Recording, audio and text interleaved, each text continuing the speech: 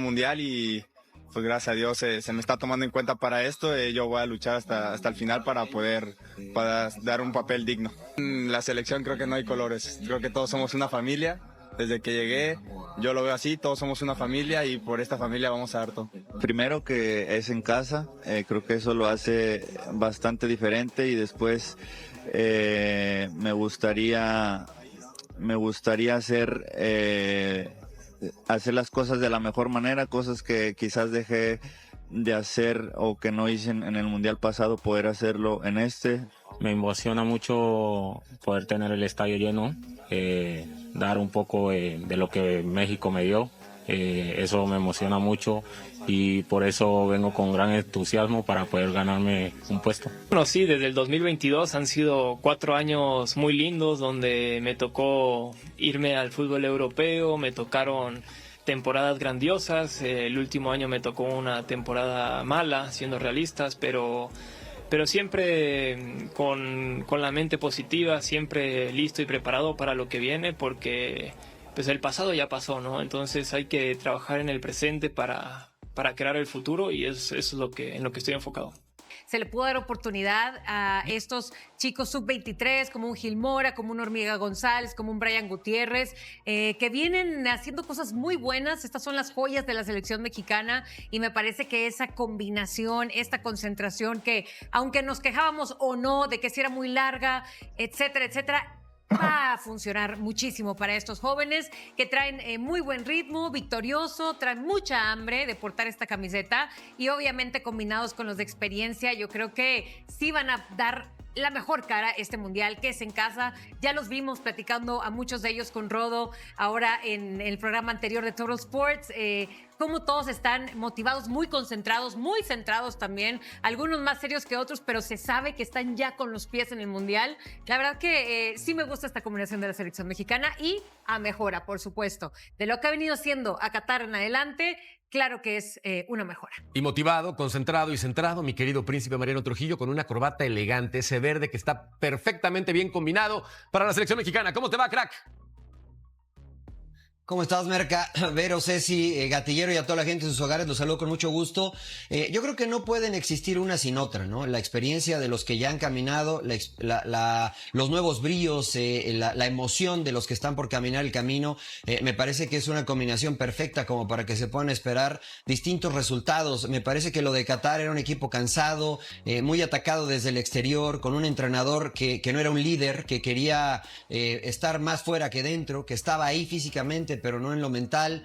Me parece que tenían muchas situaciones adversas, además de lesiones, ¿no? Esta combinación que se ha logrado, para bien, para mal, con buen nivel, con bajo nivel, es lo que tenemos, y creo que los Gil Mora, los Johan Vázquez, los jugadores que no han estado en un mundial, que están pasando un buen momento, pueden arrastrar o cambiar el chip de los veteranos que han vivido cosas amargas, ¿no? Yo, la verdad, creo que es una buena mezcla y no veo a una existiendo sin la otra. Qué bueno que platicas de cambiar el chip, porque hay declaraciones que le da el Tala Rangel a mi hermano Rodolfo Landeros y públicamente reconoce que él piensa solamente en algo: ser campeón del mundo.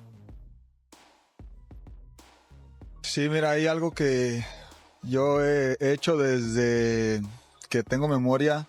Eso fue antes incluso de debutar en Primera División. Yo no sé si alguien más lo haga, pero en el espejo cuando salgo de bañar me queda empañado. Entonces yo escribo lo que quiero que pase. Por ejemplo, no sé, antes decía Raúl Rangel, titular con Chivas. Y gracias a Dios se dio. Y ahorita estoy poniendo, pues México campeón de la Copa Mundial 2026. Y pongo abajo mi firma como atrayendo de cierta manera, o sea, como toda esa buena vibra y empezar a creer que eso es posible. La templanza que tiene en los momentos de presión, yo creo que es lo que más le he aprendido. Independientemente de las grandes cualidades que tiene, que es atajador, es buen líder, pero yo creo que eso es lo que marca el por qué le ha ido también en los mundiales, ¿sabes? Porque es alguien que tiene esa resistencia mental de aguantar la presión en momentos importantes. Y hablamos de nuevas caras, como lo son el Tala Rangel, quien apenas hace 3 años declaraba públicamente: yo quiero ser guardameta y debutar, y ahora está en el Mundial. Increíble. Reyes, Fidalgo, Eric Lira, Obed Vargas, Quiñones, Armando González, Acevedo, Chávez, Brian Gutiérrez, Gilberto Mora, César Huerta, El Memote y Santiago Jiménez. En la combinación siguen siendo algunos más peludos que otros, mientras que en rostros experimentados, Ochoa, Montes, Gallardo, Romo, Orbelín, Alexis Vega, Jorge Sánchez, Johan Vázquez, Luis Chávez, Edson Álvarez, Roberto Alvarado y el propio Raúl, quien tiene ya 35 años de edad. Pues es un sueño hecho realidad el poder estar aquí con la selección. Trato siempre de disfrutar, de vivir día a día, disfrutando con todos mis compañeros, tratando de aprenderles también a ellos porque tienen mucha calidad. Entonces, pues eso, tratar de siempre mantenerme pues con los pies en la tierra, como dices. Juan Carlos Osorio, la persona que me debutó, que confió en mí desde un principio, desde que me vio me subió a entrenar con el primer equipo y voy a estar siempre agradecido con él porque él pues fue el que con el que inició todo en Coabreu, pues mi entrenador ahorita en Xolos, una persona muy buena, que siempre trato de aprenderle lo máximo de profe Aguirre, pues igual la persona que confió en mí para poder estar aquí en selección y igual siempre voy a estar agradecido con él. Pues sí, como dices, lo he imaginado mucho, lo he visualizado mucho también, el poder estar ahí en la cancha disfrutando. Quiero que si me toca estar en ese juego, en el Mundial, tratar de disfrutar cada momento, cada partido, que va a ser muy bonito representar a mi país, pues justo en mi país y con toda la gente. Gatillere platicaba entonces el tal Arrangel que le gustaría ser campeón del mundo, que lo visualiza, lo escribe en el espejo con el vapor mientras se va a meter a bañar, y después Gilberto Mora dice, ¿por qué no? Hay que pensarlo de esa forma. Con respecto a este tipo de declaraciones públicas, que yo estoy a favor, ¿tú qué opinas? No, a mí me encanta que lo piensen así, que lo sueñen, ¿no? Pero el dicho dice que para soñar hay que dormir, pero también hay que despertar de ese sueño para realizarlo, ¿no? Y esperemos que que despierten, que entrenen, que lo logren, ¿no? Que se vale soñar perfectamente, pero hay que aterrizarlo y hay que despertarlo para volverlo realidad, ¿no? Entonces, yo creo que la mentalidad es la adecuada. Ahora hay que trasladarlo a la cancha, ¿no? Y que con las acciones, pues al final de cuentas es lo que nosotros somos, nuestras acciones, ¿no? Las acciones son las que van a decir que a dónde vamos a ir, dónde queremos estar, ¿no? Pero creo que la mentalidad es la adecuada. Ahora hay que trabajarla porque esto es de trabajo, de mucho sacrificio, y como dicen ellos, también vamos a sufrir en algún momento. Hay que saber sufrirlo y también hay que disfrutar ese sufrimiento, ¿no? Entonces, yo creo que la selección va por buen camino con esta mentalidad, pero sí creo que nuestras acciones deben de hablar por nuestras palabras. Fíjate que tiene mucha razón, Paco, porque a mí me parece que con esa mentalidad, con esa idea, ¿no? De ir a buscar los partidos y hacerse cargo de ellos, me parece que suples muchas limitantes que pueda tener el equipo hoy.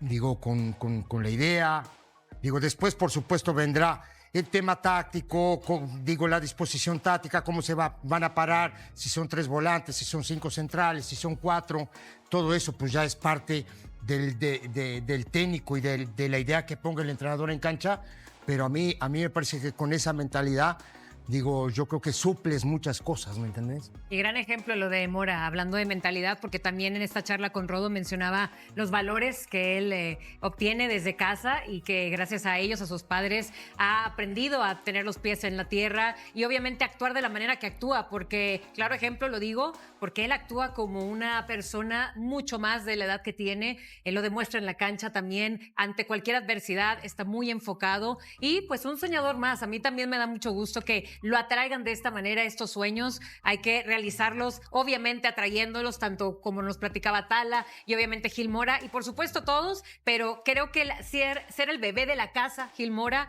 es para aplaudirle también su manera y su mentalidad que ha demostrado obviamente en la cancha. La Liga MX tiene un problema estructural que ni Gabriel Milito ni todo el dinero de Amaury Vergara pueden resolver y Chivas lo va a pagar en el peor momento posible. Denzel García quiere venir al rebaño, lo dejó claro en su entorno, y aún así el precio pasó de 4 a 10 millones de dólares, mientras nadie presentaba una sola oferta formal. Chivas destruyó mentalmente a César Huerta, lo mandó al ascenso, contra la voluntad del técnico que lo debutó, y lo dejó ir para que otro club lo convirtiera en figura de selección y probable mundialista. Y Diego Ochoa pidió salir de Chivas por su propia voluntad, y cuando sepan a quién apunta la culpa van a entender el verdadero poder que tiene Gabriel Milito dentro del club. Todo eso y más adelante. No olvide suscribirse al canal, dar like y activar la campanita. Empecemos con algo que nadie está diciendo con la claridad que merece, porque es incómodo para la narrativa bonita que se construyó alrededor del proyecto de Gabriel Milito en Chivas. El rebaño sagrado tiene un problema táctico estructural que el dinero no puede resolver, porque el problema no está en las arcas del club, sino en la propia Liga MX mexicana y en cómo ese mercado produce futbolistas. Gabriel Milito construyó todo su sistema sobre una línea de 3 defensores que se convierte en 5 al momento de defender. El esquema funciona extraordinariamente bien cuando tienes a Brian González por la derecha y a Richard Ledesma por la izquierda, ocupando los carriles con esa energía, esa capacidad de ida y vuelta, esa lectura táctica específica que el sistema exige. Son los pulmones del equipo, son las piezas que dan amplitud en ataque y que tapan los espacios en defensa. Sin ellos dos funcionando correctamente, el sistema de Milito no tiene el mismo sentido. Y el problema concreto que tiene Chivas es que en la Liga MX no hay carrileros de ese perfil disponibles en el mercado. No es catastrofismo ni exageración. Es una realidad estructural que el análisis del propio mercado confirma. El fútbol mexicano se ha especializado históricamente en producir laterales para sistemas de línea de 4, los carrileros para sistemas de 3, defienden diferente, atacan diferente, leen los espacios diferente, tienen responsabilidades tácticas completamente distintas. No son lo mismo y no se intercambian libremente como si fueran piezas de un juego de construcción. Durante el Clausura 2026, cuando Brian González o Ledesma se ausentaron, el resultado fue siempre el mismo. Jugadores fuera de posición perdiendo sus mejores virtudes para cubrir un hueco que no debería existir. Por la banda izquierda ante Cruz Azul jugaron Efraín Álvarez y Miguel Gómez. Por la derecha, Santiago Sandoval y Roberto Alvarado se sacrificaron ante rivales de menor nivel como Puebla, Santos o León. Y el contraste entre lo que esos jugadores pueden hacer en su posición natural versus lo que rinden como carrileros es abismal. El caso de Efraín Álvarez ante la máquina es el más ilustrativo y el más doloroso al mismo tiempo. Efra es un mediocampista creativo que busca el mejor pase, que controla los tiempos del juego, que asocia en espacios reducidos con inteligencia, un jugador pensante. Y Milito lo puso a correr y defender por la banda como carrilero izquierdo, es decir, tomó a su mediocampista más creativo y lo convirtió en un soldado de esfuerzo físico puro. Eso no es táctica inteligente, eso es gestión de emergencia. Y cuando un equipo que aspira al título necesita gestionar emergencias de esa manera en las semifinales, algo en el armado del plantel no está bien resuelto. Acredito que aquí está el verdadero talón de Aquiles del proyecto de Milito, y la pregunta incómoda que nadie está haciendo es por qué la directiva no lo vio venir antes. Porque el problema de los carrileros no apareció de la noche a la mañana. Estuvo presente desde que Milito adoptó el sistema de 3 defensores y nunca se resolvió con una incorporación específica para esa función.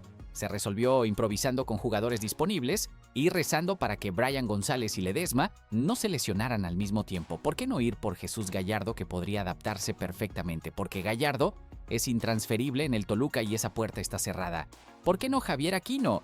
Porque tiene 36 años y su mejor momento pasó hace varios años. El mercado mexicano simplemente no tiene la solución disponible que Milito necesita, y eso no va a cambiar de un torneo para otro porque los jugadores con ese perfil no se producen de manera natural en el sistema formativo del fútbol mexicano. Entonces, ¿cuál es la salida? La directiva tiene 2 opciones y ninguna de las 2 es completamente satisfactoria. La primera es seguir con el mismo sistema esperando que Brian González y Ledesma aguanten físicamente toda la temporada sin lesiones graves, lo cual es apostar a la suerte en un deporte donde las lesiones son impredecibles. La segunda es que Milito adapte su sistema a una línea de 4 cuando no tiene sus carrileros disponibles, sacrificando parte de su identidad táctica pero ganando solidez estructural ante las bajas. Parando para analizar fríamente esta situación, la pregunta más importante de todo el mercado de verano de Chivas no es si viene Denzel García o Iván Tona, es si Gabriel Milito está dispuesto a modificar su sistema cuando las circunstancias lo requieren o si va a insistir con el mismo esquema, improvisando soluciones de emergencia hasta que esa decisión le cueste una liguilla. Y hablando de Denzel García, porque es inevitablemente el tema del mercado rojiblanco en este momento, hay algo que la afición necesita entender antes de seguir expectante esperando el anuncio oficial que todavía no llega y que según todo indica no va a llegar pronto. En enero de este año, Juárez pedía cerca de $4 millones por García. En febrero, el club fronterizo renovó el contrato del jugador de manera estratégica y calculada. Y hoy, 4 meses después, el valor de Denzel está entre 8 y 10 millones de dólares, según el periodista Ricardo Durán. El precio se duplicó mientras Chivas, América y Monterrey estaban analizando, evaluando y enviando señales al mercado sin presentar una sola oferta formal. Eso no es estrategia de mercado, eso es indecisión que tiene un costo económico medible y concreto. Cada semana que pasa sin que alguien ponga dinero sobre la mesa es una semana que Juárez usa para fortalecer su posición negociadora. Y el club fronterizo sabe exactamente lo que está haciendo porque su negocio es precisamente ese: comprar barato, desarrollar y vender caro. García era su activo más valioso y lo protegieron con una renovación estratégica justo cuando el interés de los clubes grandes empezaba a hacerse público. César Merlo fue completamente directo sobre la complejidad de esta operación. No es una operación sencilla porque tiene un valor alto de mercado y por ahí hay otros clubes revoloteando. Juárez va a vender, el negocio de estos clubes es comprar barato y vender caro, o si el jugador es formado del club, es sacarle una nueva lanita. Traducción sin filtros. Juárez sabe que tiene algo que varios quieren y no tiene ninguna prisa en bajar el precio. Puede esperar. Y el propio Denzel García ya dejó caer señales más que claras de que sabe perfectamente lo que está pasando alrededor de su situación. Cuando dijo que ya sea aquí o donde me toque estar, lo dijo con una sonrisa que en el lenguaje del fútbol tiene una sola traducción. Estoy esperando que llegue la oferta correcta y el jugador quiere irse. Lo dejó claro en su entorno según Durán. Y quiere venir específicamente a Chivas. Pero querer venir y que Chivas cierre la operación son dos realidades completamente diferentes cuando el precio que pide Juárez sigue sin convencer a ningún club. Ahora bien, la estrategia que César Huerta reveló que está usando Chivas para abaratar la negociación merece un análisis honesto sobre si realmente funciona o si es teatro mal montado. Según el periodista de Diario AES, Guadalajara está filtrando nombres de mediocampistas alternativos al perfil de García, precisamente para hacer creer a Juárez que tiene opciones reales y así presionar una baja en el precio, y en ese contexto apareció el nombre de Iván Tona de Xolos. El problema de esa estrategia es que funciona únicamente si Juárez cree genuinamente que Chivas tiene alternativas igual de buenas. Y cuando el propio Jesús Bernal reconoció en su canal que no tiene conocimiento de que el Guadalajara vaya realmente por Iván Tona y que el nombre surgió en redes sociales de la manera que ya todos conocen, la ilusión del teatro se rompe instantáneamente. Si los periodistas especializados en Chivas ya saben que es una maniobra de presión, los directivos de Juárez, que leen las mismas fuentes, también lo saben. El secreto del teatro es que el rival no sepa que es teatro. Pensando bien en toda esta negociación, lo que Chivas debería estar haciendo es presentar una oferta formal, aunque sea por debajo del precio que pide Juárez, para abrir formalmente la negociación y demostrar que el interés es real. Una oferta concreta en la mesa cambia completamente la dinámica porque obliga a Juárez a responder, a justificar su precio, a entrar en conversaciones donde los números se pueden mover. Seguir esperando sin ofrecer nada no es negociación, es expectar desde la tribuna mientras el precio sube solo. Y mientras Chivas espera el momento perfecto para mover ficha por García, hay 3 jugadores del rebaño que concentran toda la angustia de la afición rojiblanca de cara a la apertura y cuyo futuro depende completamente de decisiones que están fuera del control de la directiva. Raúl Rangel, Brian Gutiérrez y Armando González estarán en el Mundial con la selección mexicana, y si alguno de los 3 hace una Copa del Mundo extraordinaria, la probabilidad de que un club europeo lance una oferta seria sube exponencialmente. El reportero José María Garrido de Claro Sports reveló que el plan oficial de Chivas es mantener el plantel intacto para el Apertura, pero inmediatamente aclaró que eso no está garantizado porque si alguno brilla en el Mundial y llega una oferta que satisfaga tanto a la directiva como al futbolista, la venta se va a concretar. Es decir, el plan A es retenerlos, pero el plan B es venderlos si el precio es correcto, lo cual es perfectamente lógico desde el punto de vista empresarial, pero genera una incertidumbre total para cualquier planificación deportiva seria. Holando, por otro lado,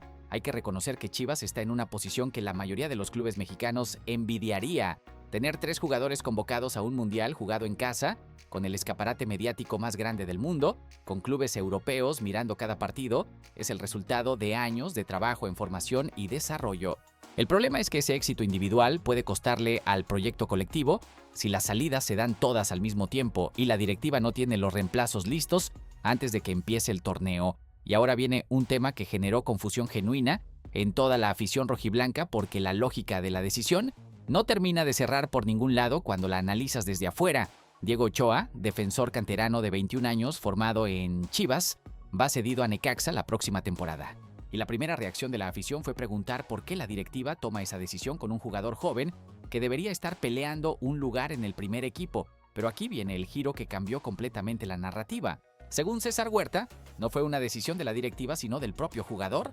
Diego Ochoa habló con su representante, analizó la situación con frialdad y llegó a la conclusión de que con Gabriel Milito, teniendo la defensa tan ordenada, con jerarquías tan claras y con la lista de titulares y suplentes tan bien establecida, la probabilidad de que él escalara posiciones en el plantel era prácticamente nula, salvo que ocurriera algo extraordinario. Y a los 21 años no puedes permitirte esperar que algo extraordinario ocurra para tener minutos. Las palabras textuales que reveló César Huerta sobre la conversación del jugador con la directiva son elocuentes. Para poder acceder a minutos, tendría que suceder algo extraordinario para ir subiendo en el escalafón y poder llegar a tener minutos de participación. Entendiendo que el plantel de Gabriel Milito está muy bien armado, entendiendo quiénes son los titulares, quiénes son los suplentes, quiénes pelean puestos y quiénes no. Entendiendo esto, supuso el joven futbolista que tendría pocas opciones acá y sugirió al Guadalajara de buscarle la posibilidad de un nuevo préstamo.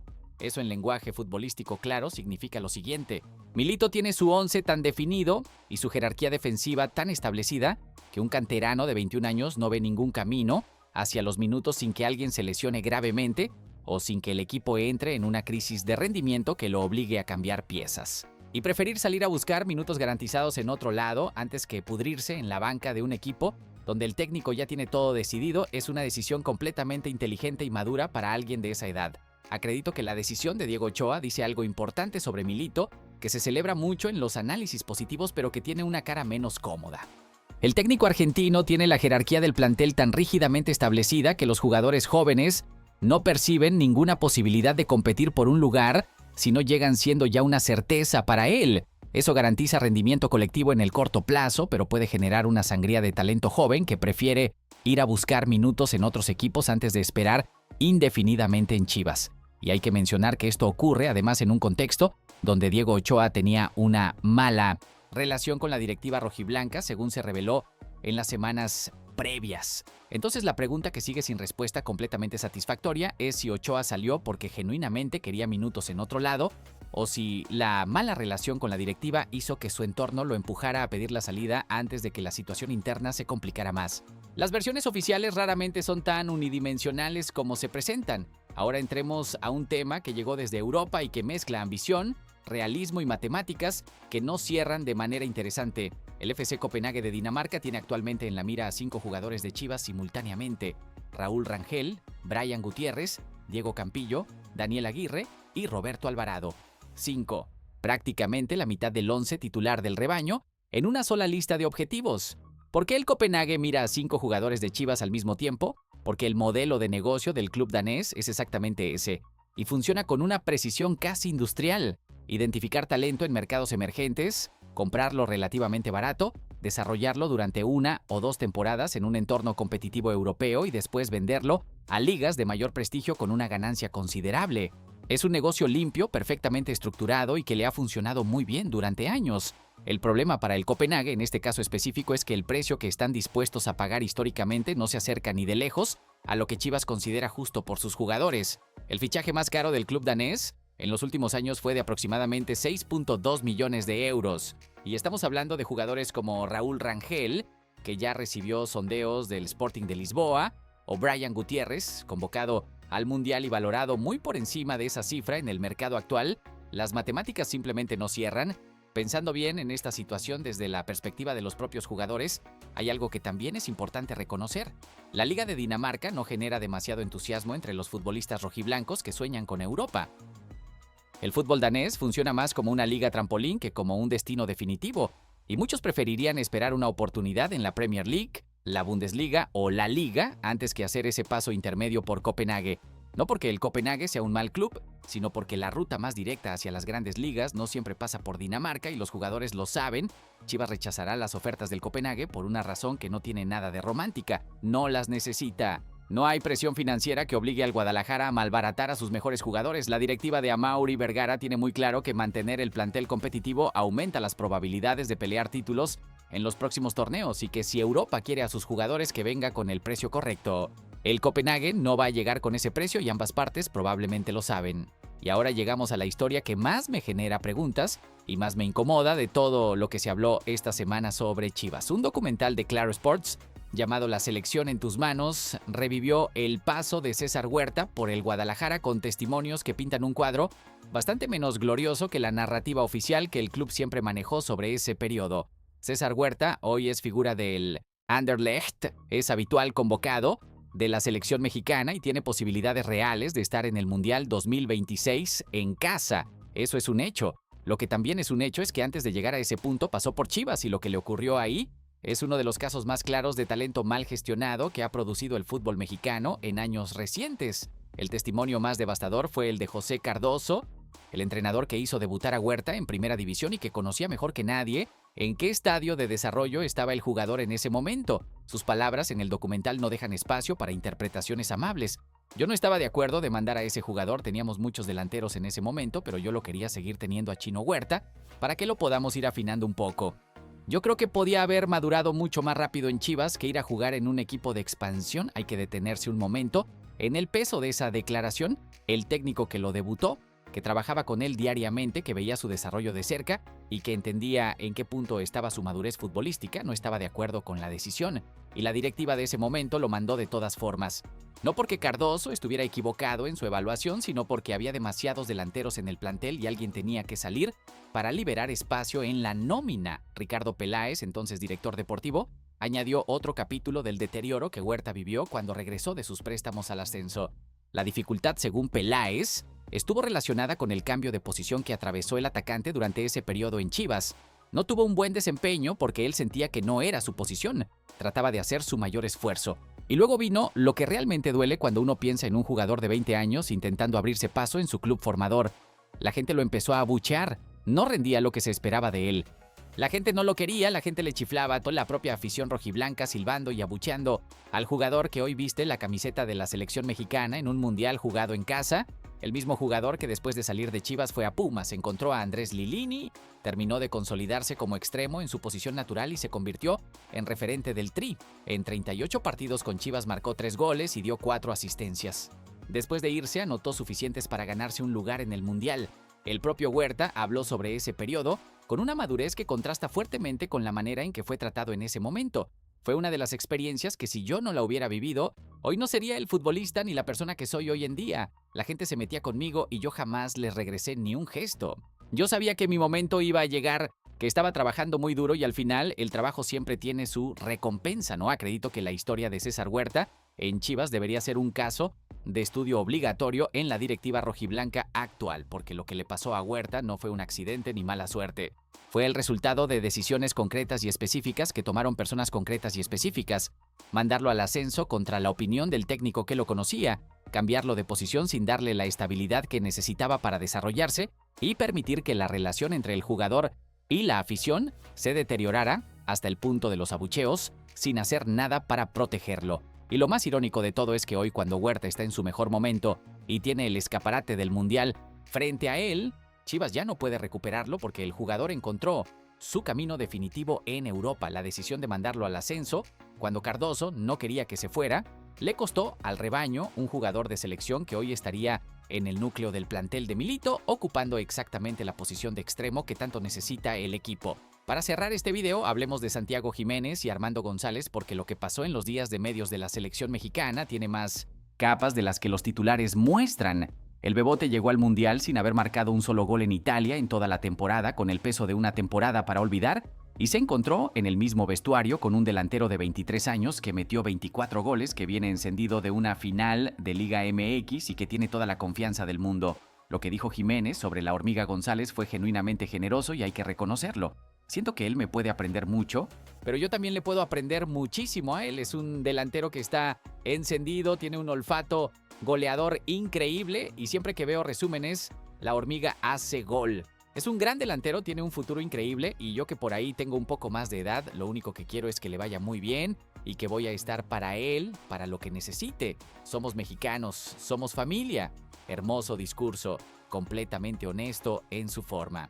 Y también perfectamente consciente de la realidad matemática que enfrenta Jiménez, llega al Mundial como segunda opción detrás de Raúl Jiménez en la jerarquía histórica del puesto, con 0 goles en Serie A durante toda la temporada, compitiendo contra un delantero en racha perfecta y contra Guillermo Martínez, que también viene con ritmo. La generosidad pública hacia González es real, pero también es la actitud de alguien que entiende que no está en posición de establecer jerarquías desde el ego, sino desde la construcción de un ambiente colectivo que lo beneficia a él también. Javier Aguirre tiene prácticamente definidos sus 4 delanteros para el Mundial: Raúl Jiménez, Santiago Jiménez, Guillermo Martínez y Armando González. Eso significaría que Germán Berterame sería el sacrificado según los rumores más sólidos. 4 delanteros para un sistema que raramente usa más de uno de manera simultánea. Las matemáticas de los minutos son brutales y Jiménez lo sabe perfectamente. Lo verdaderamente interesante de cara al Mundial es la pregunta que nadie se atreve a hacer en voz alta.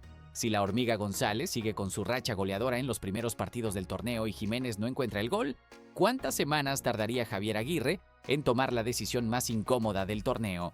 Porque en los mundiales, la jerarquía histórica dura exactamente hasta que los resultados empiezan a presionar al técnico para cambiar cosas. Y ahí es donde los discursos bonitos sobre compañerismo y familia se enfrentan a la realidad brutal de 11 que empieza y 15 que observan desde la banca. Y con todo esto terminamos un video que recorrió cada rincón del panorama actual de Chivas sin dejar nada sin analizar. La Liga MX no tiene los carrileros que necesita Milito y eso es un problema que ni el dinero ni el mercado pueden resolver en el corto plazo.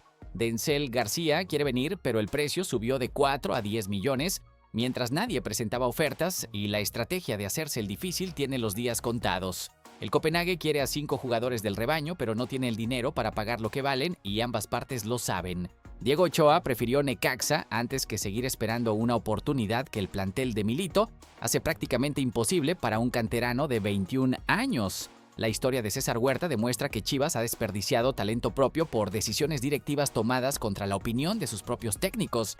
Y Jiménez llegó al Mundial a hacer campaña pública de humildad, mientras Armando González llega con 24 goles en la temporada y toda la confianza del mundo. ¿Creen que Chivas va a resolver el problema de los carrileros antes de la apertura o va a llegar al torneo improvisando con la misma solución de emergencia que ya mostró sus límites en las semifinales? ¿Y puede Gabriel Milito adaptarse tácticamente cuando el sistema no tiene los jugadores específicos que necesita? ¿O va a insistir hasta que esa rigidez le cueste una eliminación? Déjenme sus comentarios aquí abajo. Suscríbanse al canal, activen la campanita y nos vemos en el próximo video. Puro rebaño sagrado, pero con los ojos completamente abiertos.